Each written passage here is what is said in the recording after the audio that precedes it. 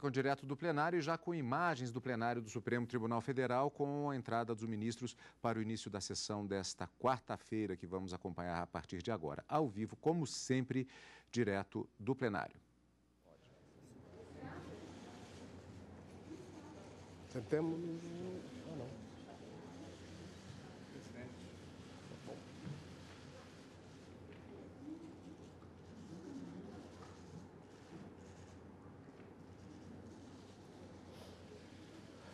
Sentemos-nos.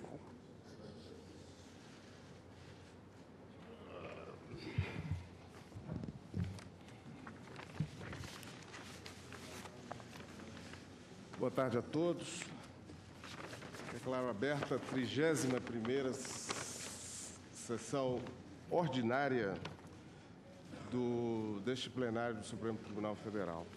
Passo a palavra ao senhor secretário, Luiz Tomimatsu, para que proceda a leitura da ata da sessão anterior. Ata da 33ª sessão extraordinária realizada em 7 de novembro de 2013, presidência do ministro Joaquim Barbosa, ausente cadamente o ministro Roberto Barroso, vice-procuradora-geral da República, doutora Ela Volpe de Carvalho. Pregoar seguintes processos: ação penal, reclamações, recursos extraordinários e outros processos constantes da presente ata. Indago os senhores ministros se há alguma observação a ser feita em relação à ata da sessão anterior. Não havendo, declaro-a aprovada.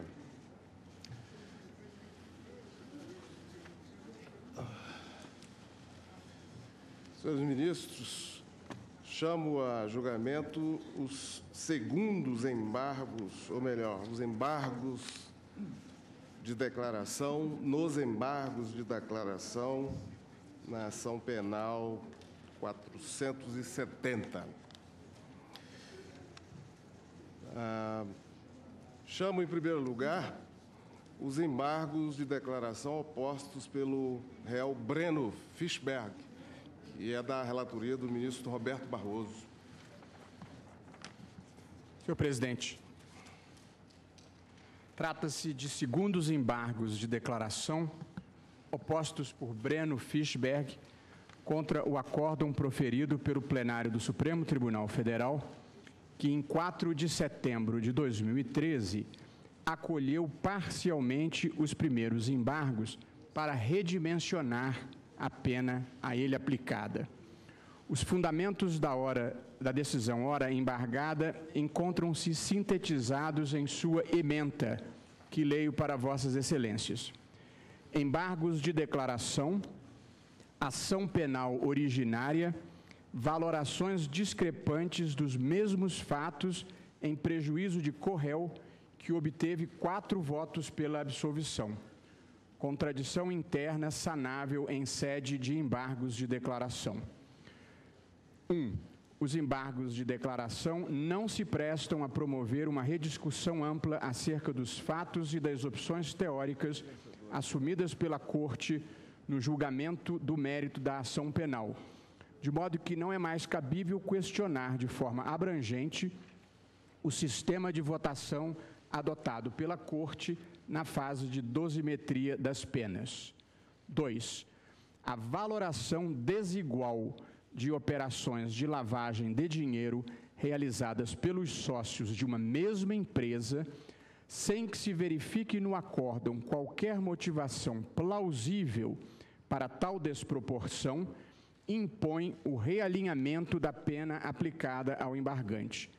Notadamente, se considerar que no julgamento do mérito das imputações de lavagem de dinheiro, Enivaldo Quadrado foi condenado por 9 votos contra 1 e Breno Fischberg foi condenado por 5 votos contra 4.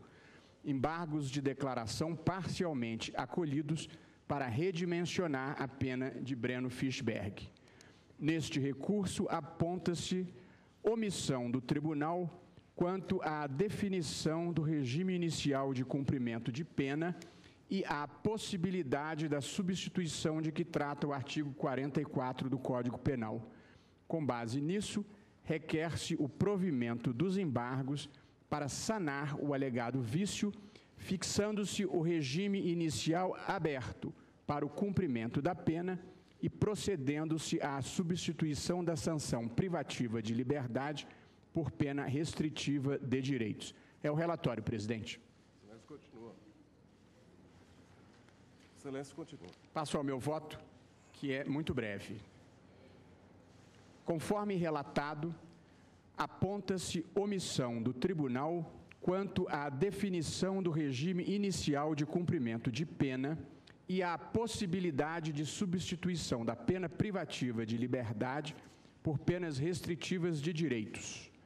Não constato, porém, os vícios apontados.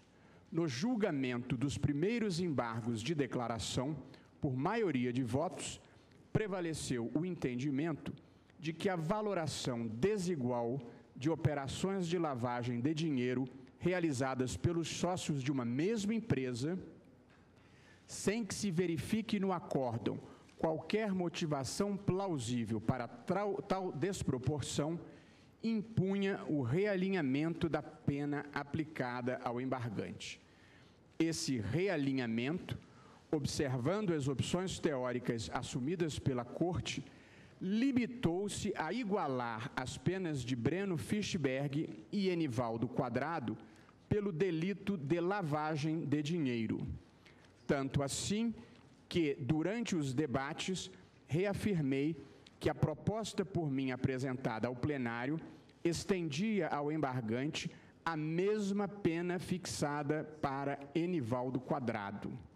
Assim, inexistindo dúvidas a respeito da condenação de Enivaldo Quadrado à pena de 3 anos e 6 meses de reclusão em regime aberto, substituída por 2 penas restritivas de direitos, prestação de serviços à comunidade e prestação pecuniária no valor de 300 salários mínimos, não verifico a omissão apontada no acórdão ora embargado.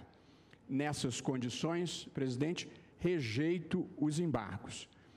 Deixo de decretar o trânsito em julgado, porque o acusado está condenado por um único crime e teve 4 votos favoráveis à sua absolvição, tendo sido interpostos embargos infringentes. Vale dizer, não há parte incontroversa que possa ter execução imediata. É como voto, presidente. Também, esse é o meu voto. Colho o voto do ministro Fleury Zavascki. Senhor presidente, lendo o debate e o julgamento dos primeiros embargos declaratórios, a mim me pareceu que não ficou muito explícita essa explicitação que agora foi feita pelo ministro relator Roberto Barroso. De modo que eu estava inclinado a acolher para deixar isso explicitado. Mas Sua Excelência já, embora não tenha declarado expressamente que acolhia, na verdade explicitou claramente o sentido da condenação. Eu vou acompanhar a Sua Excelência com essa observação. A partir do momento em que nos segundos declaratórios assentemos que não há qualquer vício na decisão, a jurisprudência tem revelado o não conhecimento, a inadmissibilidade. Talvez seja o caso, né, de realmente prover para prestar o esclarecimento contido no voto do ministro Luiz Roberto Barroso. Também me parecia, eu estaria inicialmente inclinado... Tornar extremo de dúvidas que houve a igualização. Do ponto de vista objetivo, está esclarecido agora. É só remeter ao voto, às conclusões do voto relativo ao Enivaldo Quadrado. A situação é a mesma. Quanto ao início, ao cumprimento da pena, não ficou explicitado. Não, então, talvez seria o ideal mesmo acolher para explicitar em relação ao cumprimento da pena. Então, em relação à extremo de pena, dúvidas essa matéria. Eu acho que por exemplo, senhor presidente, também... nos termos do voto do ministro Barroso, acolher para esclarecer. para É isso. explicitar que a Acolher. execução será... Eu até acho que, eu lendo a transcrição, tem uma observação do ministro presidente. Então, estender as mesmas fixadas para Enivaldo Quadrado. Eu indago ao ministro Barroso, o voto de Vossa Excelência que prevaleceu E aí eu respondo, era essa a minha ideia, já que são situações iguais, aplicar pena idêntica. Sim. Aí vem o ministro Celso e diz, portanto, nós estamos acolhendo o pleito recursal de Breno Fischberg nos termos do voto do eminente ministro Roberto Barroso. Então, eu acho que está bastante claro, mas evidentemente, para que não haja margem a qualquer dúvida, eu, embora não acolhendo os embargos, explicitei que a pena de Breno Fischberg era rigorosamente a mesma de Enivaldo Quadrado, porque esta era a lógica da minha decisão acompanhada pelo tribunal. Ministro Barroso, você me permite? Pois não? Uma breve observação. No meu voto, eu estou consignando o seguinte, que é a mesma dúvida que assolou o ministro Theory. Eu estou dizendo o seguinte, isso porque, depois de um arrazoado, não obstante o acolhimento dos primeiros embargos para fixar a pena do embargante no mesmo patamar daquela fixada para o Corréu Enivaldo Quadrado, 3 anos e 6 meses de reclusão, não se consignou o regime inicial de cumprimento da sanção corporal, nem se examinou a possibilidade de conversão da pena privativa de liberdade em restritiva de direito, tal como sucedeu com o mencionado Corréu. Nessa linha, destaco que a obrigação de estabelecer tais parâmetros da sentença penal decorrente está estampada no artigo 59, que eu transcrevo. Essa foi a leitura que eu fiz. De acordo. E, no caso, o alcance, considerada a explicitação já veiculada pelo ministro Luiz Roberto Barroso, o alcance da nossa decisão é esse, ou seja, ter-se a pena do Corréu e também a substituição da pena pela restritiva de direito. Com todas as vênias... Por que não prover para prestar esse esclarecimento? Não me custa nada, até porque, no caso do Breno Fischberg, não se coloca nenhuma outra questão, porque ele tem embargos infringentes. Mas apenas para sustentar a minha posição inicial, que não tenho nenhuma dificuldade de reajustar, porque a consequência prática é a mesma, o ministro Celso, logo após a minha manifestação, ele diz, portanto, nós estamos acolhendo o pleito recursal de Breno Fischberg, nos termos do voto do ministro Barroso, e, ao mesmo tempo, diz o ministro Celso, estamos garantindo a ele a conversão da pena privativa de liberdade em pena restritiva de direitos, nos termos do artigo 43 e 44 do Código Penal. De modo que, a meu juízo, mais explicitado não poderia ser. Mas o formato de dizer acolhido para esclarecer ou não acolhido para esclarecer, tanto faz. Mas, pois não, ministro Celso. Já em relação a... Observo que realmente nos debates resultou de forma muito clara essa definição.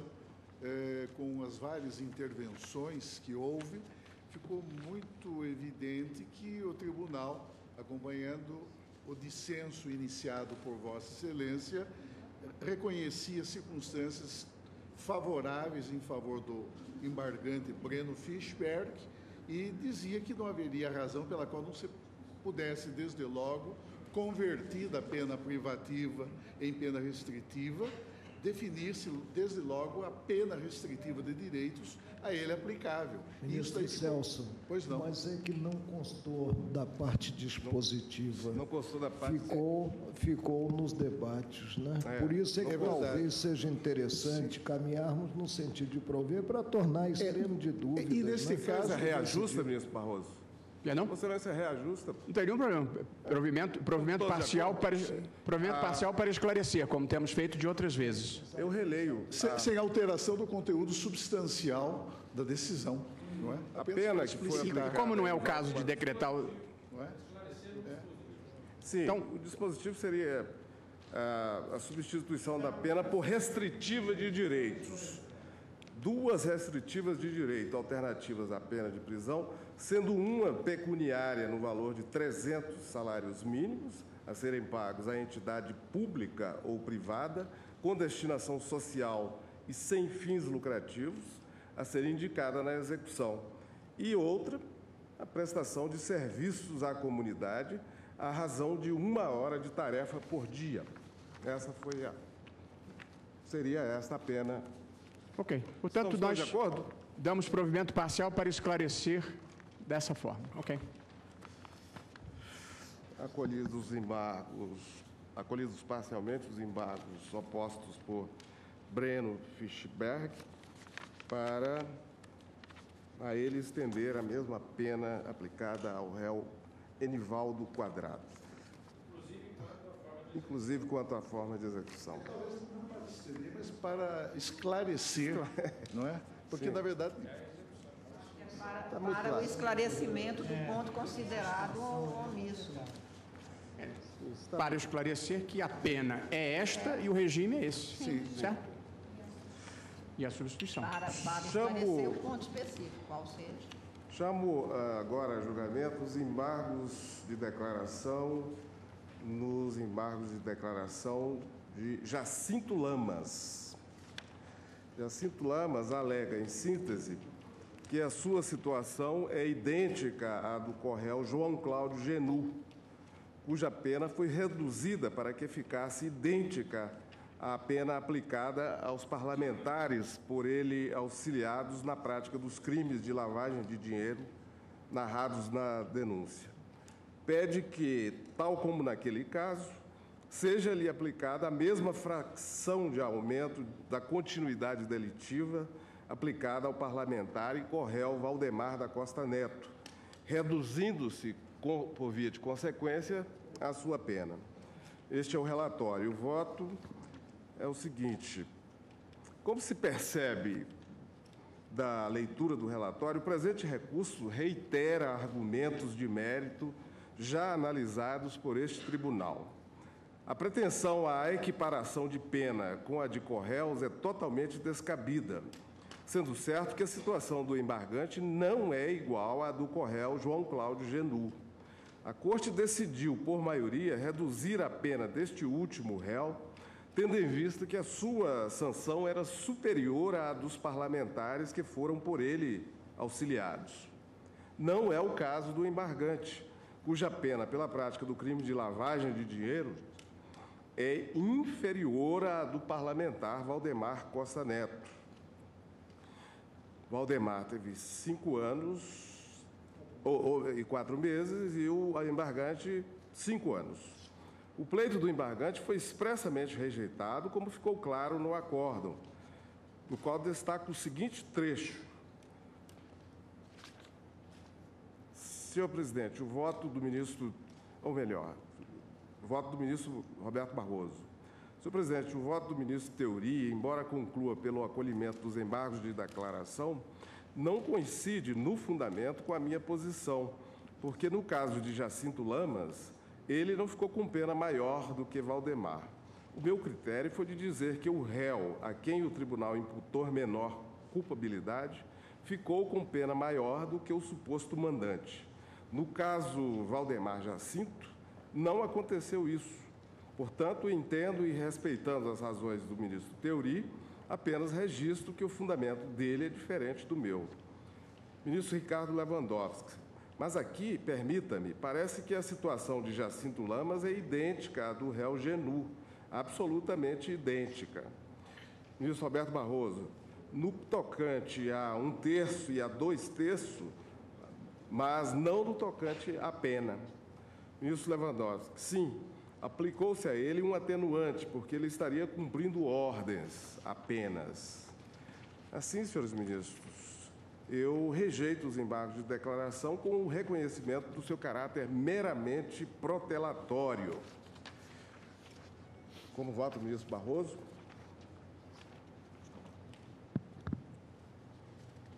Eu acompanho Vossa Excelência. Ministro Theory? Senhor presidente, essa questão eu vou deixar para o final. Trarei uma questão de ordem sobre a execução. Senhor presidente, nesse caso específico, eu vou pedir vênia a Vossa Excelência para dar provimento. Eu havia votado, como está mencionado, mas depois eu considerei que o meu voto tinha sido um voto de retificação em relação aos primeiros embargos declaratórios, que, todavia, foram julgados numa sessão de que eu não participei, por isso que foram...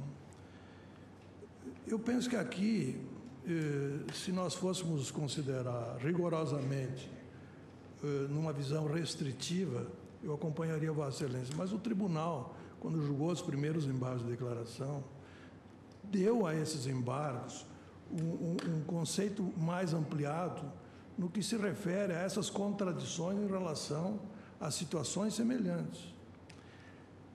Por que eu acho que, nesse caso, permaneceu a contradição?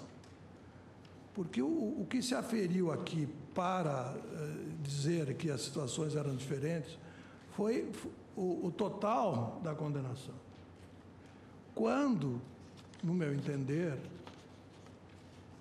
a real discrepância de tratamento entre situações iguais se deu na aplicação do percentual de aumento por continuidade delitiva. É apenas essa fração da continuidade delitiva que configurou uma contradição, tal como acolhida pelo tribunal em casos análogos. O que aconteceu aqui? Aconteceu o seguinte: o réu Valdemar Costa Neto foi condenado por 41 operações a uma reprimenda que aumentaria a continuidade delitiva em 1/3. O item da continuidade delitiva. Embora no final ele tenha tido uma pena maior, nesse item da continuidade delitiva, Valdemar Costa Neto foi condenado por 41 operações a uma reprimenda que aumentou a continuidade em 1/3, por continuidade 1/3. Já Jacinto Lamas, que é seu subordinado, que teve 40 operações, uma a menos, portanto, foi aumentado em 2/3. Mas, ministro Theory, nós não vamos nunca encerrar esse julgamento, porque a cada embargo de declaração nós vamos revisitar o mérito, revisitar o que foi decidido o ano passado.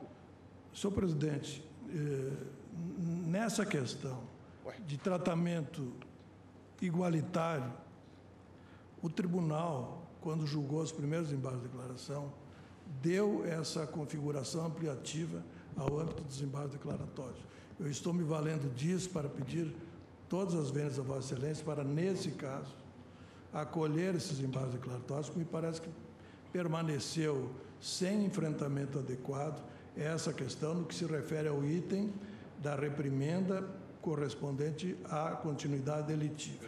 Eu daria provimento para, em relação a esse réu, reconhecer um aumento de 1/3 semelhante ao do réu Valdemar de Costa Neto. Me parece que é uma questão básica de justiça material nesse caso.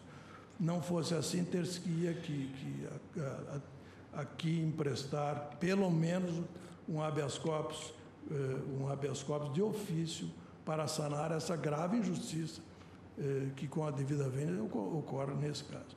Então, eu vou pedir vênia para, por via de embargos, acolher o pedido do embargante. Ministro da Rosa Weber. Presidente, eu peço vênia ao ministro Theory e acompanho Vossa Excelência. Tenho uma compreensão de um âmbito mais limitado dos embargos de declaração, assim votei na sua apreciação, e neste caso específico, a matéria foi enfrentada e apreciada, apenas volta à insurgência da parte. Acompanho Vossa Excelência. Ministro Luiz Fux. Senhor presidente, essa questão é importante, porque não foi uma omissão, nem uma contradição surgida nos segundos embargos, mas uma matéria já apreciada nos primeiros embargos. E aqui também houve uma discussão sobre o fato de que nem sempre as penas são iguais, exatamente por força do princípio da individualização das penas. Eu também acompanho Vossa Excelência. Peço vênia a Vossa Excelência, acompanho o ministro Theory. Ministra Carmen Lúcia. Peço vênia ao ministro Theory, ao ministro Toffoli, acompanho Vossa Excelência. Ministro Lewandowski. Senhor presidente, eu peço vênia a Vossa Excelência e aos que o acompanharam e acompanho a divergência aberta pelo ministro Theory. Nós estamos diante de uma contradição insanável, de uma desisonomia, de uma injustiça que precisa ser reparada. Aqui trata-se de um réu que teve reconhecida pelo tribunal a participação de menor importância e, não obstante isso, foi condenado numa fração maior do que o mandante no que tange ao mesmo número de crimes em se tratando da continuidade delitiva. Essa é uma situação que não pode subsistir, o tribunal não pode admitir e, com a devida vênia, acompanho o ministro Theory, superando todos os formalismos que, porventura, possam estar agregada a essa noção de embargos declaratórios. Ministro Gilmar Mendes. Presidente, acompanho Vossa Excelência. Eu não gostaria de rememorar as razões dessa distorção, mas nós sabemos que elas residem exatamente na adoção de critérios ou falta de critérios quando do julgamento, de acordo com quem acabou o redator para o acordo. Isso já foi objeto da discussão quando nós falamos nos primeiros embargos. Admitir agora os segundos embargos em relação ao acordo me parece levar realmente à eternização da demanda. Não me parece próprio, não me parece adequado. Ministro Marco Aurélio. Presidente, a meu ver, a contradição salta aos olhos. Nós estamos aqui a cogitar de idêntica prática delituosa. E estamos também percebendo que, no tocante àquele que teria sido, quanto à prática delituosa, o autor principal, houve a consideração de uma percentagem, sob o ângulo da continuidade delitiva, menor do que a percentagem que se observou quanto ao que eu apontaria como auxiliar. Há mais, além de considerar-se o disposto no artigo 29 do Código Penal, a participação de cada qual na apenação e na fixação da responsabilidade. O autor principal dos crimes, e tivemos, no tocante a ele, 41 cometimentos, né? Ele ficou com a percentagem de 1/3, enquanto o auxiliar desse autor principal, participando não de 41, mas de 40 crimes, foi apenado com a percentagem, em termos de acréscimo presente à continuidade delitiva, de 2/3.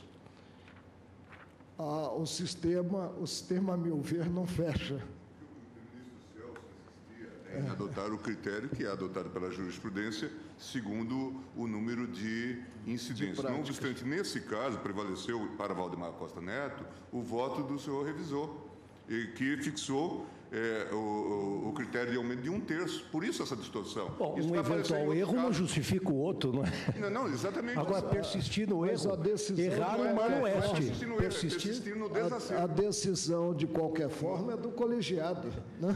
Não é de cada qual dos integrantes. Né? O que nós estamos vendo aqui é que acabou surgindo, então... Mas a questão foi debatida nos primeiros embargos de declaração, ministro.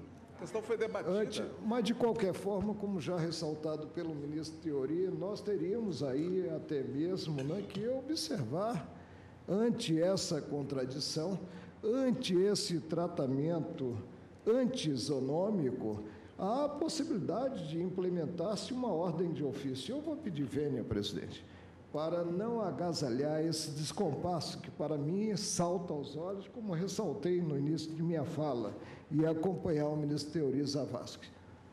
Eu leio o que constou do acórdão dos primeiros embargos de declaração.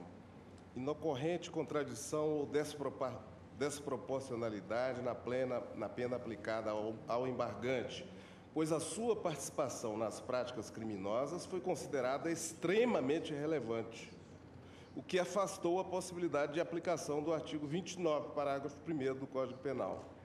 Ao realizar a dosimetria da pena do embargante Jacinto Lamas, esta Corte fixou a pena base no patamar de 3 anos e 4 meses, considerada a pena mínima de 3 anos e as circunstâncias judiciais negativas. Porém, tendo em vista a condição de subordinação ao Corréu Valdemar Costa Neto, acordou-se, por maioria, em aplicar a atenuante do artigo 65, inciso 3º, C, do mesmo Estatuto, o que conduziu ao patamar mínimo. Dessa forma, inexiste qualquer contradição com a pena aplicada ao co-réu Valdemar Costa Neto. Ou seja, estamos repisando eternamente a mesma questão. Ministro Celso de Mello. Senhor presidente, como todos sabemos, o âmbito de incidência dos novos embargos de declaração restringe-se ao acórdão que julgou os anteriores embargos declaratórios. A legislação torna possível a sucessão de embargos de declaração, desde que persista no acórdão que julgou embargos anteriores, desde que persista qualquer daqueles vícios que infirmam o julgamento. Pois bem, nesse contexto e examinando esse julgado, não é, referente aos embargos de declaração opostos pela parte ora recorrente, eu observo que o tribunal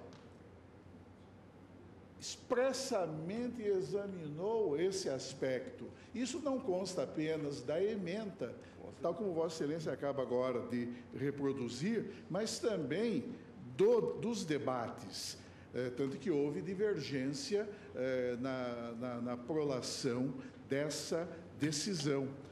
Por isso, a mim me parece, senhor presidente, que admitir, neste momento, a reabertura da discussão implicaria provocar verdadeiro regressus ad infinitum. Haveria uma regressão infinita e nós nunca concluiríamos, nunca encerraríamos esse processo decisório, uma vez que estaríamos simplesmente redebatendo questões que foram efetivamente examinadas. Os pressupostos de embargabilidade são muito claros. A contradição, a omissão, a obscuridade. Eu não vislumbro, com toda a vênia, não vislumbro no acórdão objeto destes embargos de declaração qualquer desses vícios. E tenho para mim que não se revelam realmente, não se revelam admissíveis os embargos de declaração quando a parte recorrente, a pretexto de esclarecer uma inexistente situação de obscuridade, de omissão ou de contradição, venha a utilizá-los com o objetivo de infringir o julgado e de assim viabilizar um indevido reexame da causa. Pois não, claro. Estamos abrindo margem para vir mais um recurso, os embargos infringentes. Sim, temos votos já. Eu prefiro pronunciar-me sobre essa questão no momento oportuno, sei quando ela surgir. Mas, de qualquer maneira, senhor presidente, com toda a vênia, eu entendo que se trata, no caso, de formular aqui e agora um juízo de inadmissibilidade desses embargos. Eu até ponderaria se, reconhecido o caráter procrastinatório deste recurso, não seria o caso de não se conhecer desses embargos de declaração, ao invés de simplesmente rejeitá-los. Ministro, Vossa Excelência me permite, com todo respeito, tendo 4 votos favoráveis à tese do embargante, eu creio que há uma maioria considerável, que inclusive permite, em tese, a interposição de embargos infringentes, que não dá ensanchas ao não conhecimento dos embargos. Porque parte considerável do plenário reconheceu que havia um mínimo de cabimento nesses embargos. Sim, eu respeito os 4 votos minoritários, mas também não posso deixar de reconhecer que se formou uma expressiva maioria, superior até mesmo à maioria absoluta. Há 7 votos que entendem que esses embargos são inadmissíveis, porque inocorrentes os respectivos pressupostos de embargabilidade. Daí a minha observação. Vamos dizer com todas as vezes, se tivesse a Procuradoria embargado, essa questão teria um outro desfecho, porque se houve equívoco aqui, foi na fixação da pena de Valdemar Costa Neto, e não no outro. Esse problema que nós estamos, a partir da dissintonia que se formou no plenário. Vamos ser sinceros, vamos dizer as coisas com todas as letras. Eu não tenho nenhum... Olha, para o implemento da ordem de ofício, considerado 580... Eu reajusto o voto, sim, mas a distorção partiu desta anomalia. Fixar em 1/3 quando se devia fazer a elevação. Eu já chamei a atenção para isso diversas vezes. É inadmissível que uma pessoa cometa 40 operações e se aplique apenas um terço. Em distorção completa toda a jurisprudência do Brasil inteiro. Ora, bom. Claro. E mais, é um critério que foi fixado pelo plenário do Ficarmos Supremo. aborrecidos, vamos discutir ideias, vamos discutir ideias. Como propõe o ministro Marco Aurélio. O ministro Celso faz uma colocação que é muito importante, como sempre, né? Porquanto só são cabíveis embargos de declaração se esses vícios apontados surgiram no julgamento dos embargos de declaração, dos embargos anteriores. Então, a hipótese aqui é que os embargos de declaração, esses agora, estão atacando vícios do acórdão e não vícios dos embargos de declaração. E é importante que se declare o não conhecimento dos embargos, porque essa é uma decisão formal e não cabem embargos de divergência quando a decisão não é demérito. Eu reajusto. Não há embargos de divergência. Todos estão de acordo. Não há embargos. E acompanharam a maioria. Infringente. Segundo, quando não existem condições de embargabilidade, nós não conhecemos. Não conhecemos. Proclamo o resultado. Proclamo o resultado. Não conhecidos os segundos embargos de declaração, vencidos os ministros Theory Zavascki, Dias Toffoli, Ricardo Lewandowski e Marco Aurélio. Passo, senhores ministros, agora ao julgamento dos embargos de declaração de Henrique Pisolato. Henrique Pisolato sustenta que o acórdão condenatório é nulo por violação dos artigos 76 e 77 do Código de Processo Penal e que haveria omissão e obscuridade no acórdão embargado por não ter enfrentado, aspas, o fundamento da existência de coautoria entre os 4 funcionários do Banco do Brasil S.A., que assinaram as notas técnicas que deram origem e fundamento para a condenação do embargante. Fecha-se as aspas. Sustenta ainda que permanece a contradição e a omissão do acórdão condenatório quanto ao fundamento de que as antecipações ocorridas seriam ilegais, pela falta de indicação do item do regulamento do Fundo Visanet que teria sido violado. Em conclusão, o embargante requer o recebimento dos embargos para, em ordem sucessiva, acolher a preliminar de nulidade do acórdão condenatório e determinar o desmembramento do processo ou que sejam sanadas as omissões e contradições apontadas para o fim de absolvê-lo das acusações feitas. Este é o relatório. O voto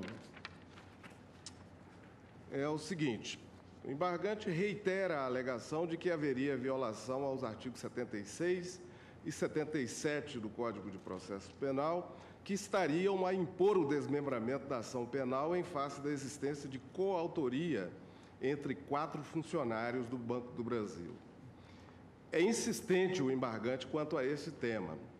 Consta do voto condutor do acórdão embargado, com clareza indiscutível, que não existe nulidade absoluta a ser declarada pelo fato de haver outros gerentes do Banco do Brasil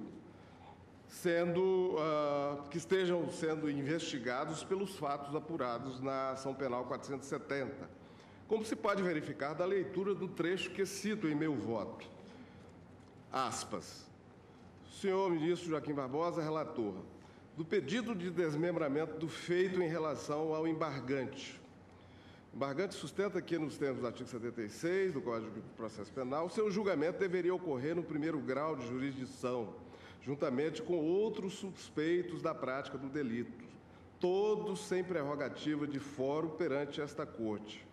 Ocorre que a questão do desmembramento foi decidida pela Corte incontáveis vezes.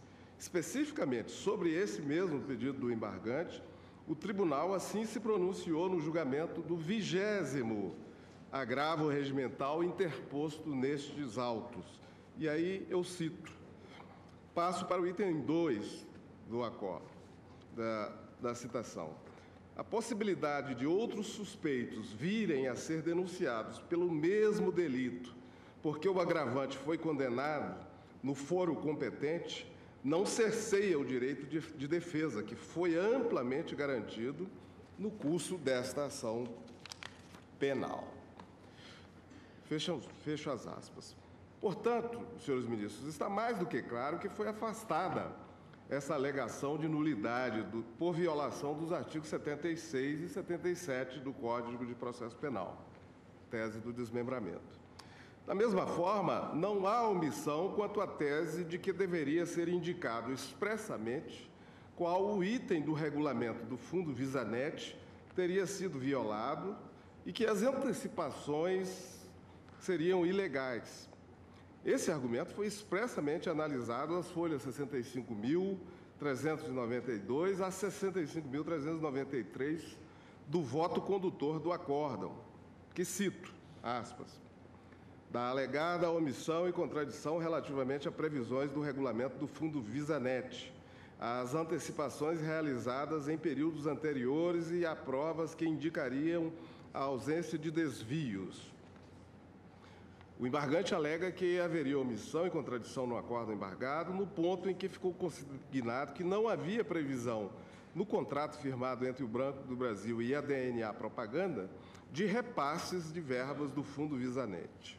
Em evidente argumentação de mérito, devidamente afastada por este plenário, o embargante alega que o regulamento do Fundo Visanet conferiria legalidade aos repasses milionários realizados mediante a atuação do embargante no exercício do cargo de diretor de marketing do Banco do Brasil.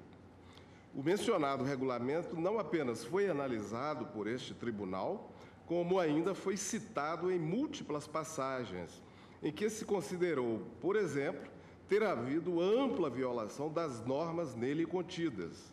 E aí eu cito um número infinito de páginas, como, por exemplo, páginas 52.354 a 52.355, e por aí vai. Continua o acórdão, na leitura do acórdão. Portanto, não houve qualquer omissão ou contradição do acórdão sobre o tema. O que o acórdão registrou foi que, no contrato firmado entre o Banco do Brasil e a DNA Propaganda, renovado e prorrogado pelo embargante, não havia qualquer previsão de que seriam feitos repasses de quase 74 milhões de reais oriundos do Fundo Visanet. Creio que a citação até esse ponto é suficiente. Retorno ao voto. É importante mencionar ainda que houve unanimidade na rejeição desse fundamento, como se pode ler no acórdão embargado. Estamos, pois, diante de mera reiteração de fundamentos já afastados nos primeiros embargos declaratórios, que foram reutilizados exclusivamente para impedir o trânsito em julgado da condenação, de modo que deve ser adotado o entendimento que vem prevalecendo nesta Corte, no sentido do reconhecimento do trânsito em julgado e o início imediato da execução. Como voto, ministro Barroso? Acompanho Vossa Excelência. Ministro Teori Zavascki? De acordo. Ministra Rosa? Vossa Excelência, presidente. Ministro Toff? Ministro Fux? De acordo. Ministro Toff? De acordo. Ministra Carmen? Acompanho Vossa Ministro Excelência. Lewandowski? Não conheço. Ministro Gilmar? Ministro Marco Aurélio? Presidente, quanto ao não conhecimento, acompanho Vossa Excelência. Agora, quanto à execução, aguarde-se a confecção do acordo. Ministro Celso? Peço lenda para acompanhar inteiramente Vossa Excelência, senhor presidente. Proclamo o resultado. Não conhecido do recurso, decisão majoritária, vencido parcialmente o ministro Marco Aurélio quanto à execução imediata. Presidente, por ordem, eu me limito ao não conhecimento.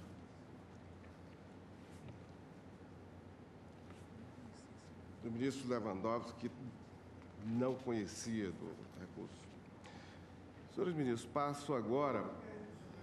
Na realidade, o ministro Lewandowski votou com a maioria, ele não conheceu os embargos. Não conheceu. Não, a proclamação eu não conheci foi os essa. embargos. A questão da execução... Todos nós também não A conhecemos. questão da execução é uma outra questão que não está sendo debatida nesses embargos. Não está. Eu vou trazer em questão de ordem ao final então, do exame. É por isso mesmo. Eu só me pronunciei.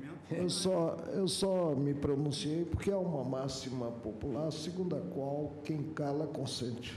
Idem. Não, mas houve unanimidade. Tanto um apelatum quanto um devolutum. Não conhecimento unânime. Não conhecimento. Eu reajustei no primeiro caso, não há por que não reajustar nesse. Senhor presidente, você refere à proclamação do resultado dos embargos de Jacinto Lamas. Vossa Excelência consignou que o tribunal não conhecia por considerá-los procrastinatórios? Sim, a palavra procrastinatório não constou. Vou reproclamar. Não conhecidos os embargos de declaração opostos por Jacinto Lamas, o tribunal considerou-os procrastinatórios. Vencido parcialmente o ministro Marco Aurélio. Agora, passo a examinar os embargos de Carlos Alberto Rodrigues Pinto, Bispo Rodrigues. Embargante, em 26 páginas, reitera os argumentos utilizados nos primeiros embargos de declaração quanto à necessidade de ampliação do objeto do recurso por tratar-se de julgamento em instância única, repisando a alegação de que há contradição na incidência da Lei 10.763 de 2003 na dosimetria de sua pena por corrupção passiva, pois este entendimento estaria em confronto com o teor da denúncia e com o princípio da correlação. Sustenta também que há omissão no acordo embargado quanto à regra aplicável ao concurso de crimes, pois deveria ser adotado o concurso formal. Em conclusão, requer o recebimento dos embargos para que sejam sanadas as omissões, obscuridades e contradições apontadas. Fecha aspas. Este é o relatório.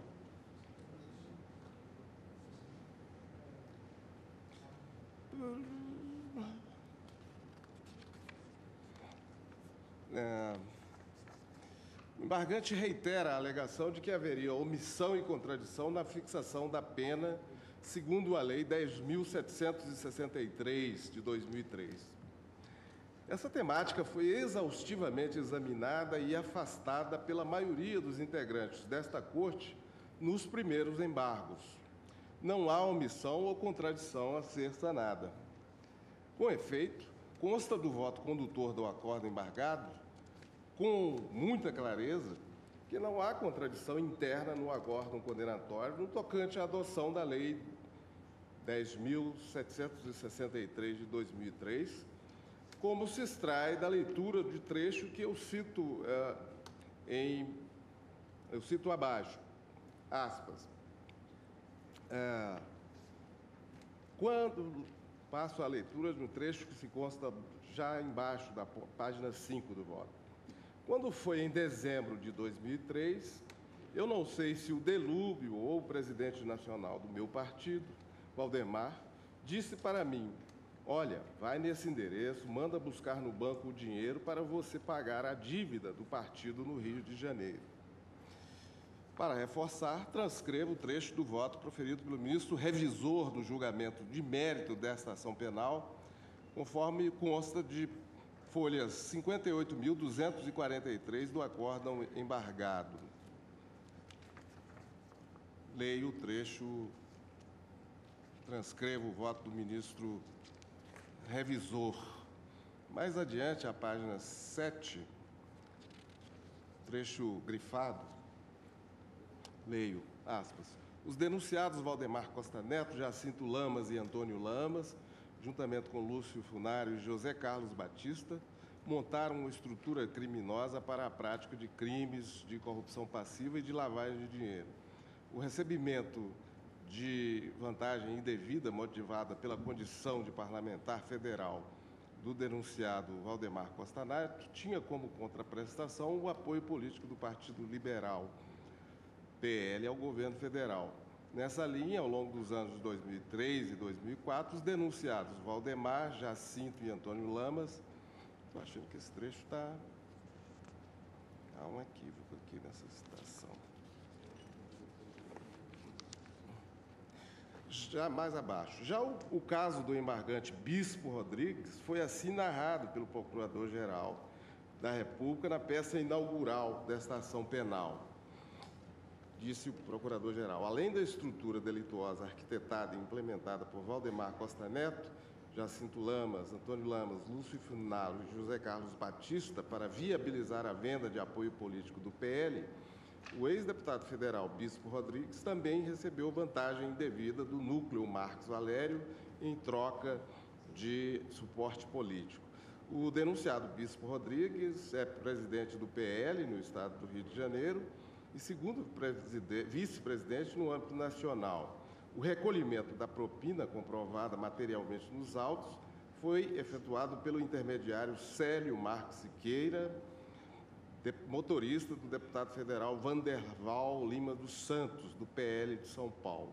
De fato, em dezembro de 2003, Célio Marques Siqueira, por ordem do ex-deputado federal Bispo Rodrigues, compareceu ao Banco do Brasil em Brasília, arrecadou e depois entregou a quantia de R$150 mil em espécie ao real destinatário, denunciado Bispo Rodrigues, em sua residência. Fim das citações.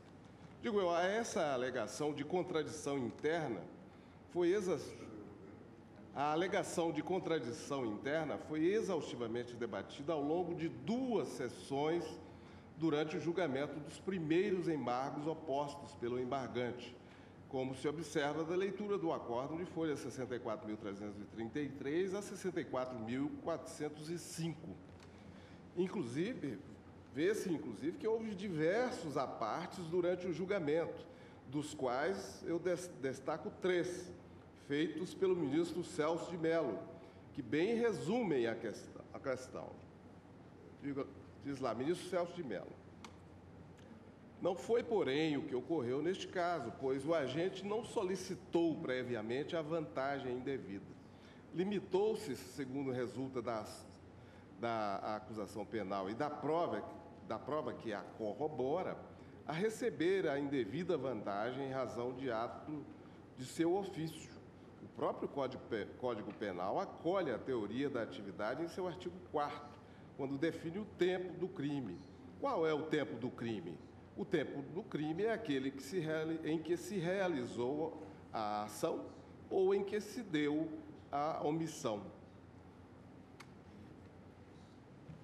E eu acho que já ficou muito claro esse tempo do crime, que foi no dia 17 de dezembro de 2003. Volto ao voto. Portanto, senhores ministros, ficou demonstrado que nos primeiros embargos de declaração foi afastada expressamente a alegação de que o acórdão padeceria de contradição interna. Da mesma forma, não há omissão quanto à tese de que deveria ser reconhecido o concurso formal. Esse argumento foi expressamente analisado às folhas 64.322 a 64.323 do voto condutor. E cito, extraio do acórdão, da alegação de omissão quanto à aplicação da regra do concurso formal. Consta a página 9 do voto. Leio um trecho. Com efeito, como consta do acórdão, aspas, seria um privilégio indevido concedido a réus que fazem da prática criminosa uma rotina, com dólos autônomos destinados à prática de cada delito. Com efeito, cada crime teve o seu contexto e a execução próprios, com dólos diretamente dirigidos à prática de cada um deles. No caso, para que fosse possível a aplicação da regra do concurso formal de delitos, o agente teria de ter praticado somente uma ação ou omissão, com o dolo de praticar um só delito, como se extrai do artigo 70 do Código Penal. E cito o Código Penal. Ora, a regra do concurso formal foi afastada no acórdão, exatamente porque houve ações distintas. Uma ação no sentido de vender o apoio parlamentar, aceitando a vantagem indevida paga pelos corruptores, e outra ação no sentido de empregar mecanismos destinados à lavagem de dinheiro com o objetivo de conferir aparência lícita aos recursos criminosos recebidos pelo embargante, que se utilizou para isso do serviço de um motorista do Partido Liberal, o senhor Célio Marques. Portanto, o comportamento do embargante não se enquadra no disposto do artigo 70 do Código Penal. A alegação de que a lavagem foi mero exaurimento do crime de corrupção também foi amplamente rejeitada, pois o plenário reconheceu a autonomia dos delitos, na esteira da jurisprudência pacífica desta Corte. Veja-se, por exemplo, a manifestação do ministro Celso de Mello, aspas subsidiárias. Nem se diga, finalmente, que o delito de lavagem de dinheiro constituiria mero exaurimento da infração penal antecedente, o crime de corrupção, no caso, em ordem a descaracterizar a lavagem de valores. O Supremo Tribunal Federal já decidiu que, não sendo considerada a lavagem de capitais mero exaurimento do crime de corrupção passiva, é possível que 2 dos acusados respondam por ambos os crimes, inclusive em ações penais diversas. E é citado o inquérito 2471 da relatoria do ministro Ricardo Lewandowski. Digo eu, cumpre mencionar ainda que houve unanimidade na rejeição desse fundamento, conforme se extrai do acórdão embargado. Está claro, pois, que se trata de mera reiteração dos fundamentos já afastados nos primeiros embargos, que foram reutilizados exclusivamente para impedir o trânsito em julgado da condenação, de modo que deve ser... eu não conheço dos embargos e reconheço o seu caráter protelatório. Como voto, ministro Barroso? De acordo com Vossa Excelência. Ministro Teori? De acordo. Ministra Rosa? De acordo, presidente. Ministro Fux? De acordo. Ministro Toff? Ministra Carmen? De acordo, presidente. Ministro Lewandowski? Não conheço. Ministro Gilmar Mendes? De acordo. Ministro Marco Aurélio? Não conheço, Excelência. Ministro Celso de Mello? Com Vossa Excelência, senhor presidente.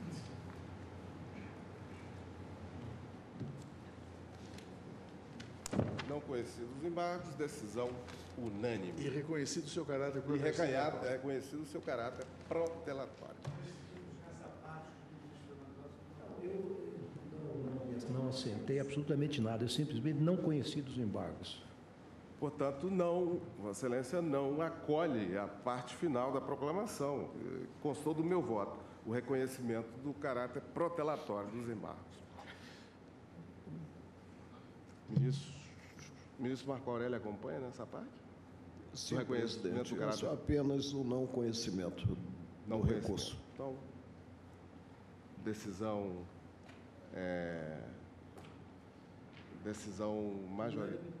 Por unânime, conhecimento. Majoritária no que diz respeito ao reconhecimento do caráter protelatório do recurso. Passo a examinar agora o caso de José Borba. José Borba alega, em síntese, que teria havido omissão e contradição no acórdão quanto à data da consumação do delito de corrupção passiva, se anterior ou posterior à Lei 10.763 de 2003. sustenta que não há prova de que o crime foi praticado posteriormente à data em que a nova lei entrou em vigor. Pede que se aplique o princípio do indúbio pro réu, a fim de que se proceda à nova dosimetria da pena, observando os critérios estabelecidos pela lei mais benéfica. Este é o relatório. E o voto...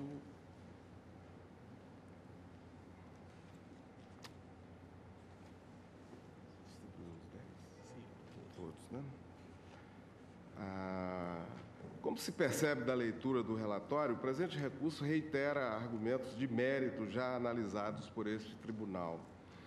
O acórdão de mérito concluiu fundamentadamente que os crimes praticados pelo embargante ocorreram em 20 de novembro de 2003, depois, portanto, da entrada em vigor da nova lei. Não há qualquer omissão ou contradição a ser sanada, e o embargante sequer tratou desse tema nos primeiros embargos.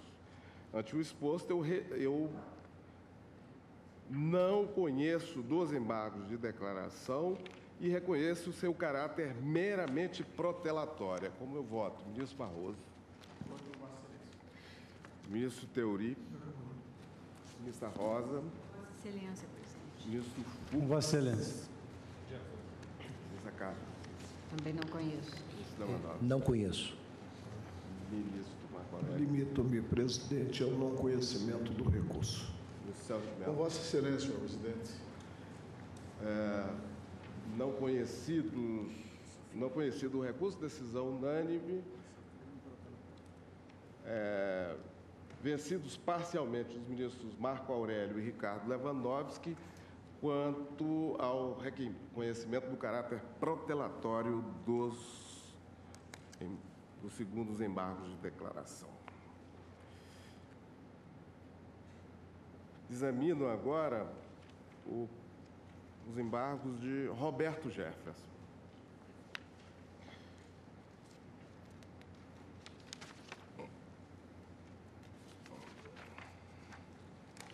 Roberto Jefferson alega, em síntese, que teria havido omissão e contradição no acórdão relativamente ao, aspas, benefício legal aplicado ao embargante em razão de sua fundamental colaboração para as investigações.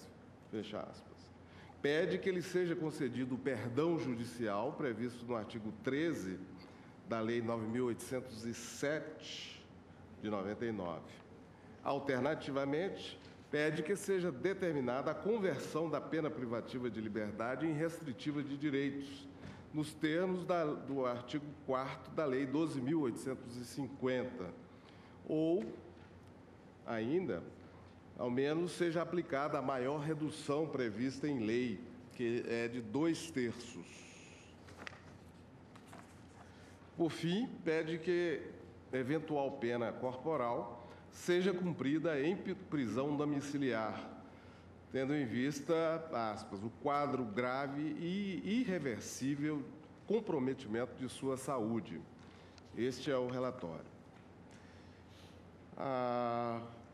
Como se vê, o presente recurso reitera argumentos de mérito já longamente analisados por este tribunal. O acórdão de mérito afastou fundamentadamente a aplicabilidade do perdão judicial ao embargante, assim como o pedido de diminuição da pena com base na maior fração de diminuição, como se afirmou nos primeiros embargos de declaração. Não há qualquer omissão ou contradição a ser sanada, bem como não há qualquer obstáculo à exata compreensão e execução do acordo. O embargante sustenta ainda que ele seria aplicável à substituição da pena privativa de liberdade por restritiva de direitos.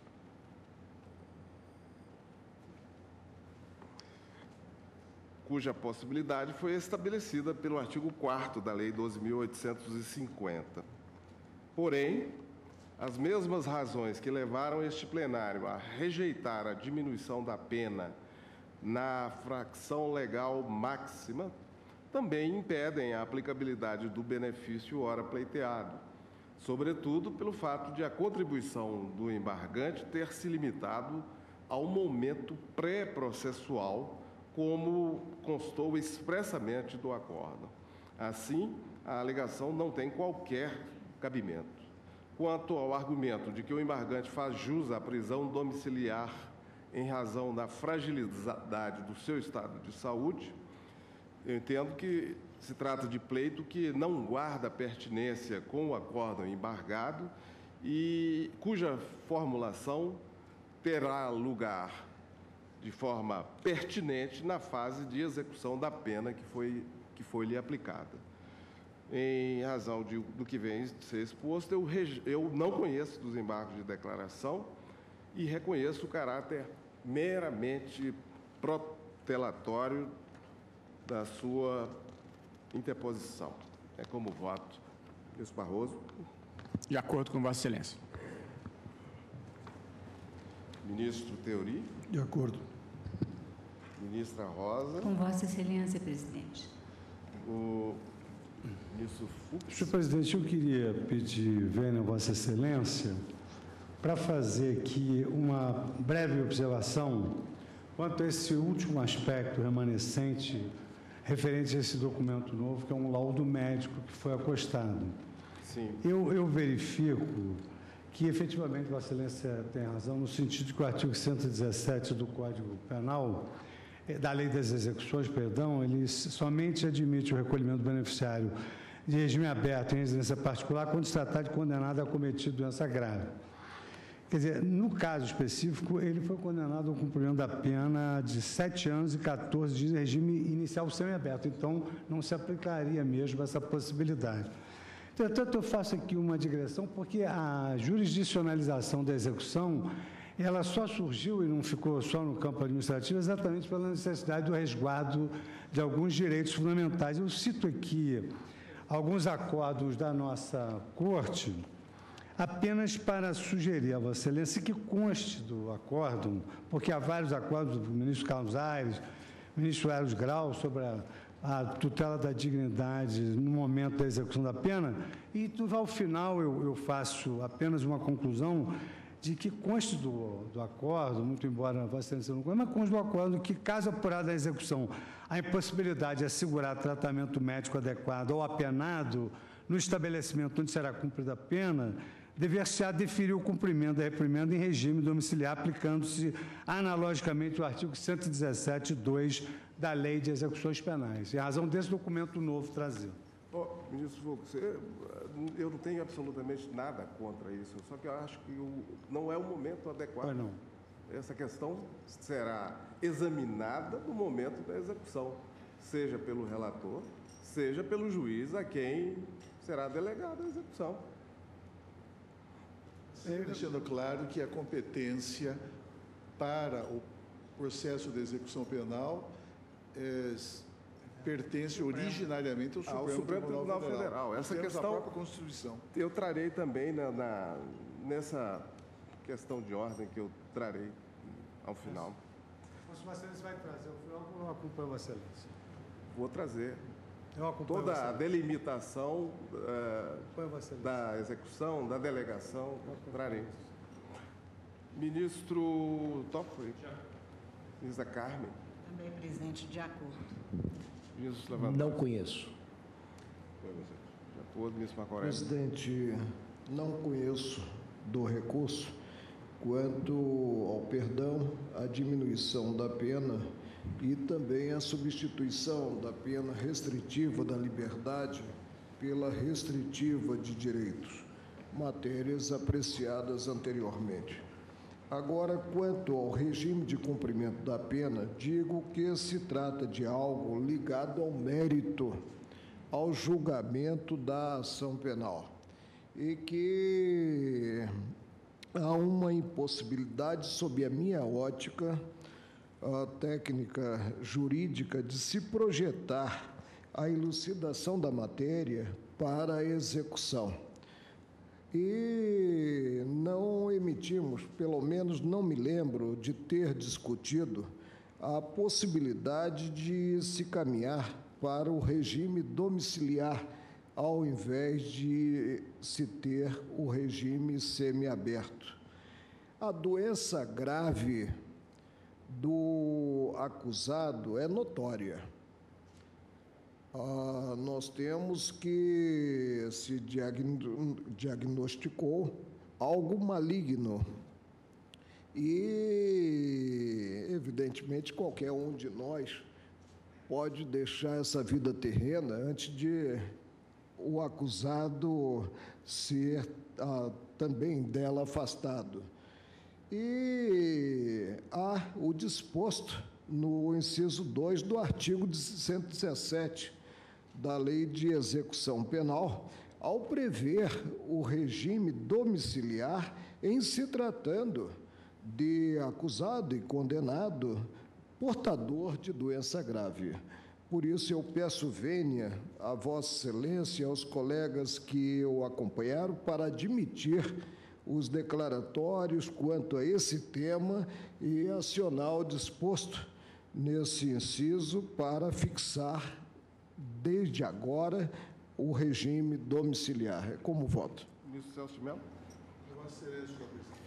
Proclamamos o resultado, não conhecido os embargos.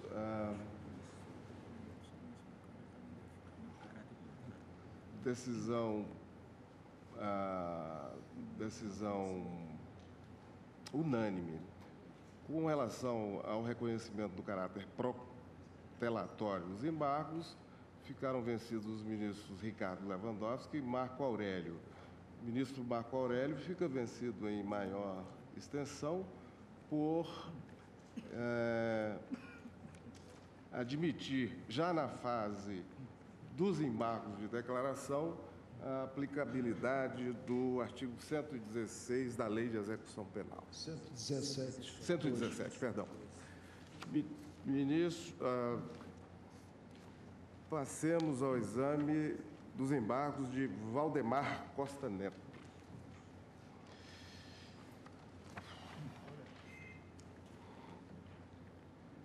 Valdemar Costa Neto. Valdemar Costa Neto repisa, em 34 páginas, Valdemar Costa Neto reitera os argumentos já utilizados nos primeiros embargos de declaração quanto à necessidade de ampliação do objeto do recurso por se tratar de julgamento em instância única. Repisa no mérito os argumentos de que o recebimento dos valores decorreu de acordo interpartidário, que não houve enfrentamento adequado das provas e que há contradição substancial no acórdão condenatório em razão da absolvição de Duda Mendonça e da condenação do embargante, embora estivessem em idêntica situação fático-jurídica.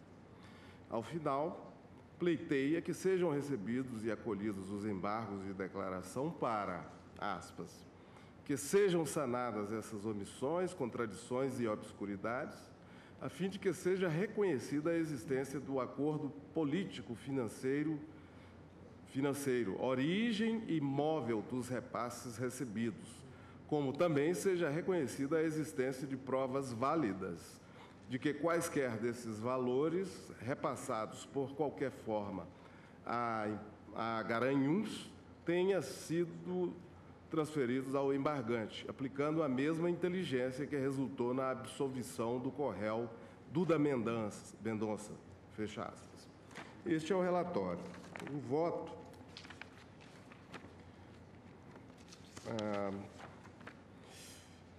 o embargante reitera todas as alegações feitas nos primeiros embargos, sem qualquer alteração do seu conteúdo ou forma. Estão expressamente afastados no voto condutor do acórdão condenatório e no acórdão embargado todos os argumentos que o embargante traz neste momento. Conforme se pode ver, as folhas 64.469 a 64.471, que que transcrevo em parte em meu voto. Cito lá o primeiro subtítulo, que é da alegada omissão sobre as alegações feitas pela defesa e no exame da prova. Mais adiante, da alegada contradição entre os fundamentos do voto condutor do acórdão e a prova dos autos relativa ao crime de lavagem de dinheiro. Mais adiante, está dito lá no acórdão: as situações jurídico-processuais dos acusados Valdemar Costa Neto e Duda Mendonça são inteiramente distintas, razão pela qual não se vislumbra qualquer possibilidade de comparação entre as decisões proferidas em relação a esses acusados. O plenário concluiu que não havia provas para a condenação do senhor Duda Mendonça e de sua sócia pela prática dos crimes de evasão de divisas, na modalidade manter depósitos no exterior não declarados à repartição federal competente. Já em relação ao embargante, consideradas as provas específicas que existem nos autos dos atos por ele praticados, comprovou-se que ele comercializou o exercício da sua função pública, que tipifica o delito do artigo 317 do Código Penal, bem como empregou mecanismos destinados à lavagem de dinheiro, inclusive com o uso de uma empresa, a Garanhuns, que funcionou como fachada para o recebimento dos recursos ilícitos pagos pelos corruptores. O conjunto probatório relativo à conduta do embargante foi devidamente analisado, conduzindo ao juízo condenatório prolatado por este Supremo Tribunal Federal. Portanto, não há como comparar as duas situações jurídicas, razão pela qual não há por que falar em contradição a ser sanada. É manifesto, pois, o intuito meramente protelatório do presente recurso, cuja finalidade é atrasar o início do cumprimento da pena imposta na sentença condenatória. Fecha as aspas. Esses foram os primeiros embargos de declaração.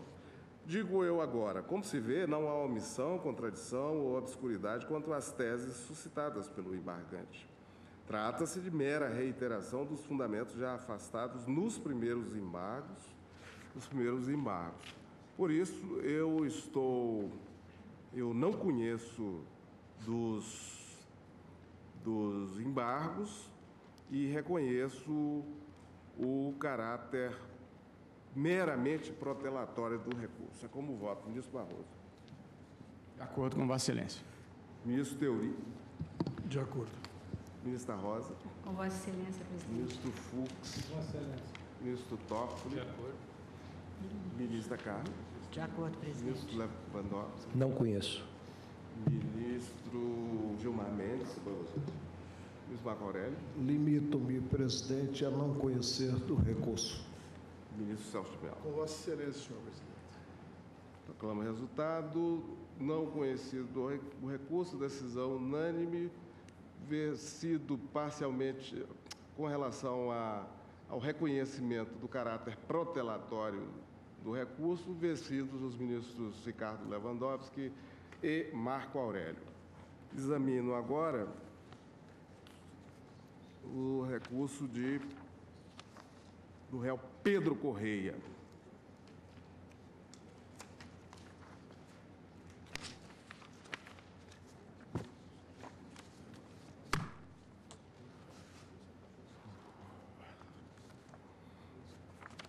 Pedro Correia.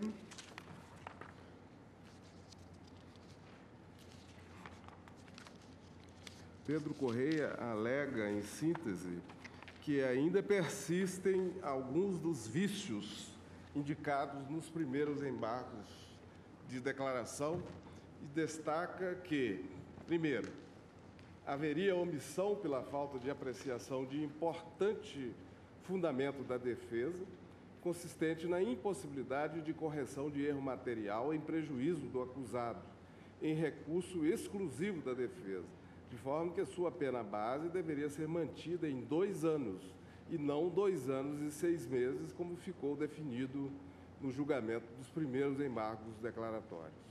Em segundo, que haveria omissão quanto ao reconhecimento do direito à atenuante da confissão espontânea. Ao final, o recorrente pleiteia o provimento dos embargos de declaração para, aspas, suprindo as omissões e contradições verificadas, ainda persistentes, reformule-se a pena do embargante para o mínimo legal, no caso, para o patamar de 2 anos de reclusão e ou se aplique a atenuante em razão da confissão espontânea na fixação da pena. Fecha aspas, este é o relatório. O voto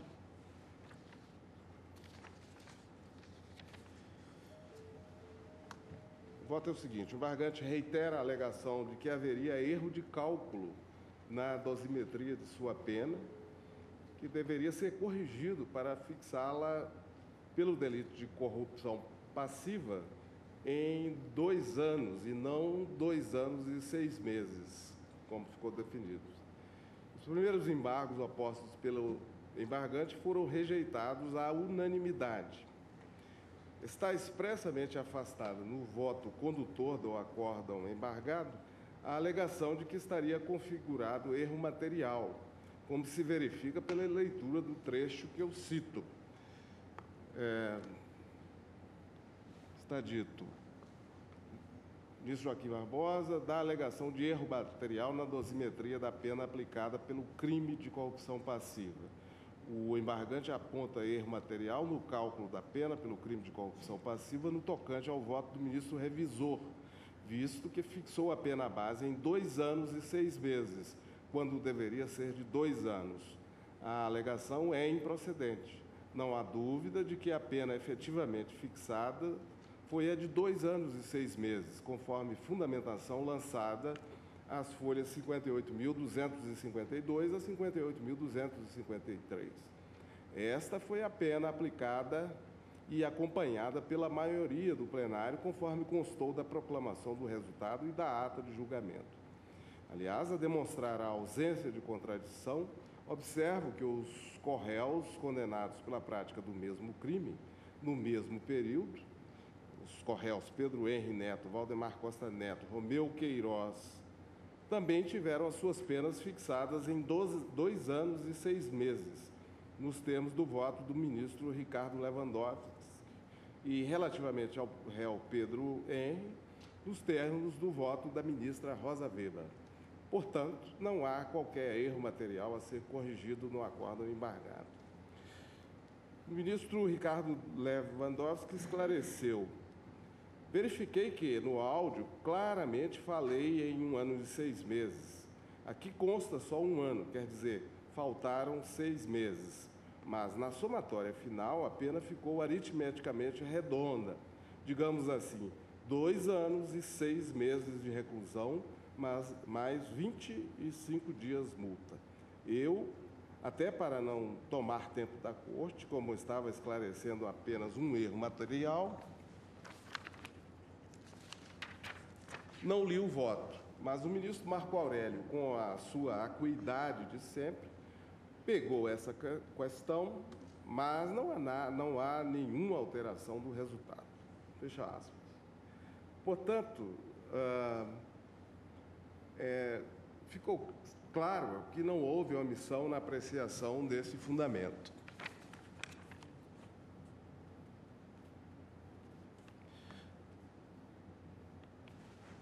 Da mesma forma, não há omissão quanto à tese de que haveria de ser reconhecida a confissão espontânea. Esse argumento foi expressamente analisado sobre os 2 aspectos sustentados. Consta as folhas 65.488 a 65.489. E eu cito essas páginas, essas folhas do acórdão, leio um pequeno trecho. A motivação está estampada no voto condutor e nas notas, destacando-se das notas a seguinte observação feita por mim, relator. Aspas, eu agora já estou em melhores condições para dizer que não houve propriamente uma confissão. O que houve foi a admissão do fato do recebimento, Mas todos esses réus entendiam e alegaram que não viam isso como algo penalmente relevante. Alegação não acolhida pelo tribunal. Por isso, eu indefiro essa postulação feita em memorial. Fecham-se as... Mais adiante, foi dito o seguinte: quanto ao fato de ficar consignado no voto escrito o verbo confessou, não diz respeito à prática do delito, mas a determinados recebimentos que, na verdade, já estavam cabalmente provados nos autos. Daí porque ficou esclarecido no primeiro julgamento que o termo confissão foi utilizado apenas coloquialmente, não tecnicamente.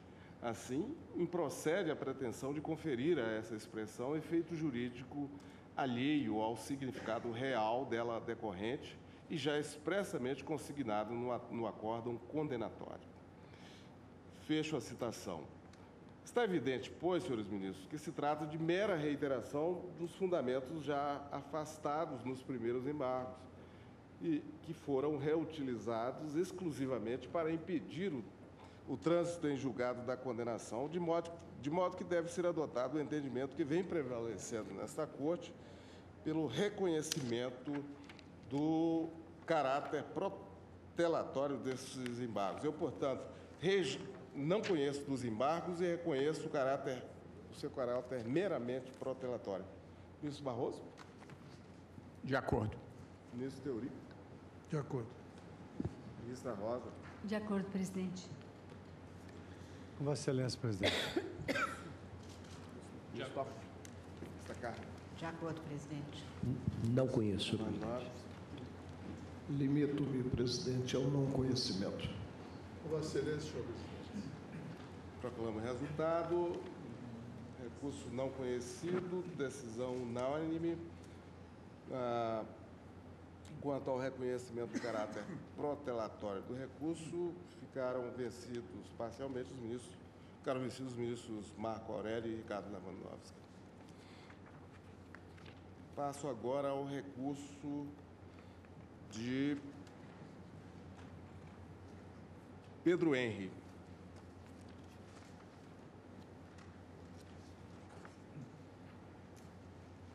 Em síntese, este embargante reitera as mesmas teses recursais contidas nos primeiros embargos, sustentando que haveria contradição no acordo embargado, pois foi admitida a revisão da pena dos corréus Breno Fischberg e João Cláudio Genu, e, em outro momento, decidiu-se pela impossibilidade de mudança do critério adotado para a dosimetria da pena imposta ao embargante, embora a sua situação seja similar à dos mencionados réus. Sustenta que o acórdão padeceria de obscuridade por não ter acolhido o fundamento de que seria desproporcional a pena que foi aplicada ao embargante em comparação à pena fixada para o corruptor ativo José Genuíno, e que não se considerou o fato de o embargante ter obtido 3 votos pela sua absolvição no delito de corrupção passiva, ao passo que o corruptor José Genuíno teria recebido apenas 1. Argumenta ainda que não se trata de recurso protelatório, porque, aspas, vislumbra a possibilidade da interposição de embargos infringentes. Fecham as aspas. Ao final, pleiteia o provimento dos embargos de declaração com efeitos infringentes para, aspas, utilizando-se do mesmo fator de multiplicação adotado em favor do corruptor, reduzir a sua pena para 1 ano e 8 meses. Este é o relatório. O voto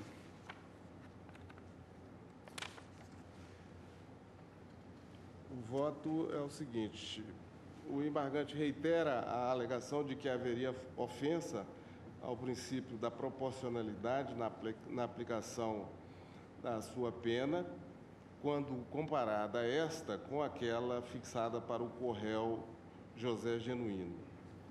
Essa alegação ficou expressamente afastada no voto condutor do acórdão embargado, como se verifica pela leitura do trecho abaixo transcrito.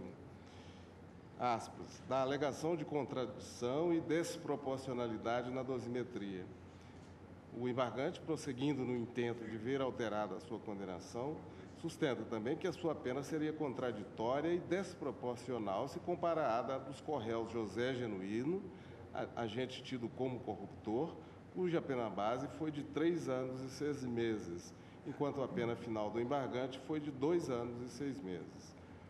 Mas teria havido desproporcionalidade na quantidade de dias multas imposta ao embargante, em comparação com a pena de multa aplicada aos co-réus João Paulo Cunha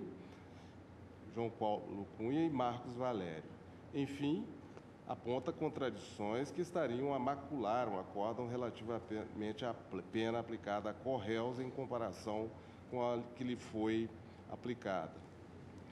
E aí eu disse, não se pode desconsiderar, relembro mais uma vez, que a reanálise das circunstâncias judiciais, objetivando a mudança do critério adotado, constitui pretensão inadequada para os embargos de declaração, notadamente porque o caminho percorrido para se chegar à pena final foi devidamente indicado, estando claro que o acórdão embargado seguiu a técnica prevista em lei, de forma objetiva e transparente. Note-se que o Supremo Tribunal Federal, mesmo em habeas corpus, somente admite o reexame de dosimetria da pena em hipóteses excepcionalíssimas, em que a pena aplicada se mostre manifestamente ilegal, o que absolutamente não é o caso, especialmente se se considerar a quantidade de crimes, inclusive em continuidade delitiva, praticados pelo embargante. Fecho as aspas, está muito claro que o tema foi tratado. Nos primeiros embargos, o recorrente fez a comparação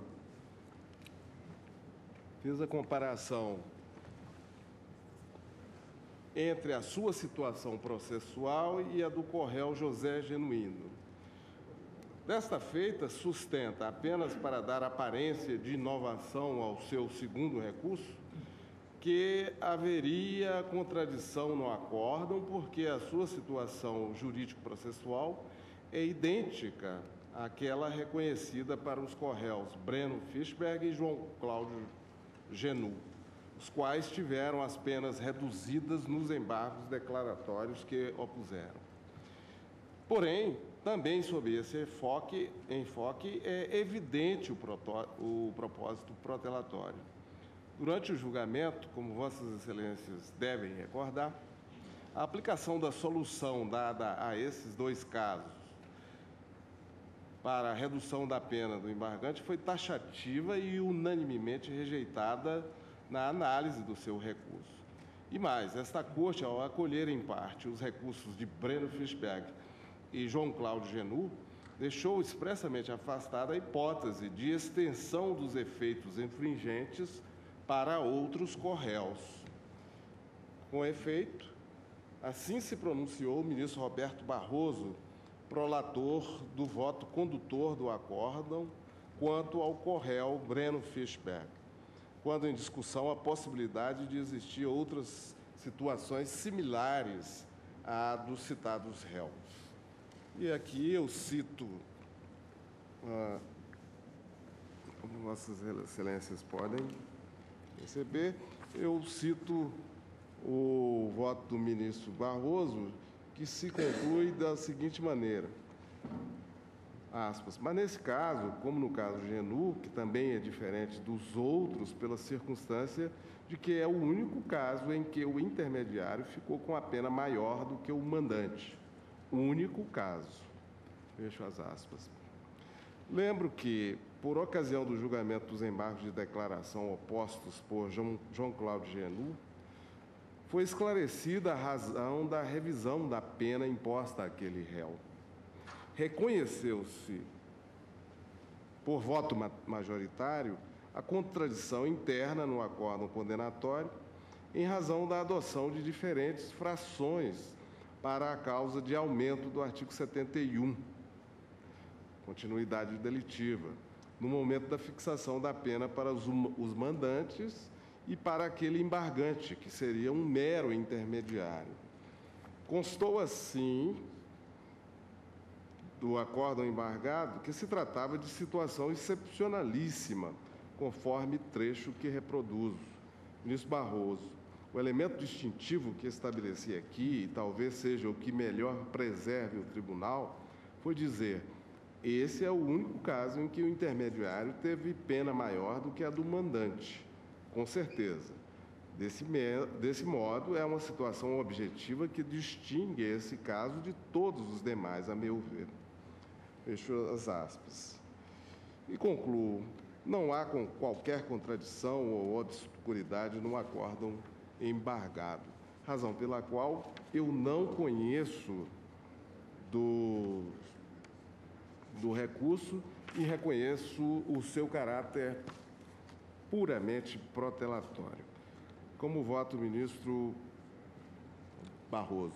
Acompanho Vossa Excelência. Ministro Theory. De acordo. Ministra Rosa. Vossa Excelência, presidente. Ministro Fux. Vossa Excelência. Ministro Dias Toffoli. Ministra Carmen. De acordo, presidente. Não conheço. Ministro Gilmar Barroso. Limito-me, presidente, ao não conhecimento do recurso. Ministro Celso de Mello. Com Vossa Excelência, senhor presidente.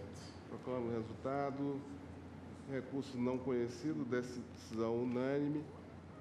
Vencidos parcialmente os ministros Lewandowski quanto ao reconhecimento do caráter protelatório do recurso. Ministro Lewandowski e ministro Marco Aurélio.